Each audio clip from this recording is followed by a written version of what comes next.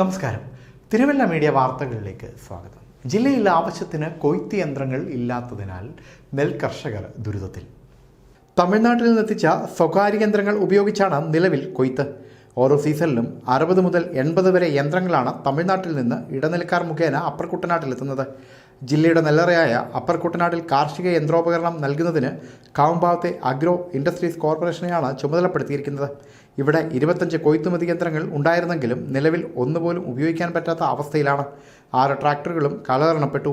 പുതിയ കൊയ്ത്ത് യന്ത്രങ്ങൾ ലഭിക്കുന്നതിന് പദ്ധതികൾ മുന്നോട്ട് വെച്ചിട്ടില്ലെന്ന് അധികൃതർ പറയുന്നു. പ്രതികൂല കാലാവസ്ഥയെ അതിജീവിച്ച് പാടശേഖരങ്ങളിൽ വിത്ത് വിതയ്ക്കുന്ന കർഷകന് യന്ത്രങ്ങളില്ലാത്തതിനാൽ വിളവെടുപ്പ് കാലത്ത് ഒട്ടേറെ പ്രതിസന്ധികളെ തരണം ചെയ്യേണ്ടി വരുന്നുണ്ട്. കൃഷി തുടങ്ങുന്നതിന് മുൻപായി നിലം ഒരുക്കുന്നതിന് ട്രാക്ടറില്ല. ഞാർ പറിച്ച് നടന്നതിനുള്ള യന്ത്രം 2 വർഷം മുമ്പ് തൃശ്ശൂരിൽ നിന്ന് കൊണ്ടുവന്നു. കൊയ്ത്തുകാലത്ത് കച്ചിവാരിക്കെട്ടി റോളാക്കുന്ന യന്ത്രവുമില്ല. കൃഷിക്ക് ഡ്രോൺ ഉപയോഗിക്കുന്നത് പ്രദർശനത്തിൽ മാത്രം ഒതുങ്ങി നിൽക്കുന്നു.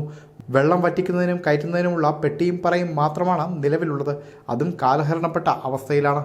News desk Thiruvalla media.